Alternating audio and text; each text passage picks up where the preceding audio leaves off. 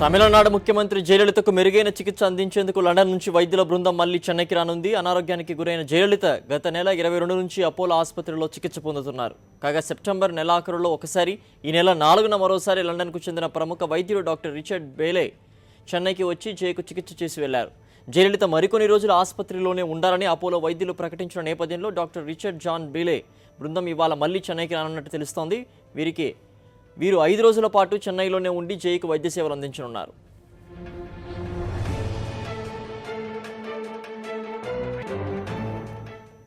జయలలిత కోలుకోవాలని అన్నాడీఎంకే శ్రేణులు రాష్ట్ర వ్యాప్తంగా ప్రార్థనలు కొనసాగిస్తున్నారు. నటుడు వివేక్ కాంచీపురం కామాక్షి ఆలయంలో పూజలు నిర్వహించారు.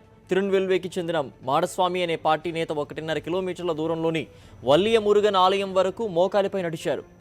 కోవైలో 25,000 మంది పాల కళాశాలలలో శక్తి మారియమ్మన్ ఆలయం వరకు ఊరేగింపు నిర్వహించారు. మదురై, చెన్నైలలో కూడా పాల కళాశాలలతో భారీ ర్యాలీలు చేశారు. చెన్నై కనగినగర్లో అమ్మ కోలుకోవాలని క్రైస్తవులు ప్రార్థనలు చేశారు.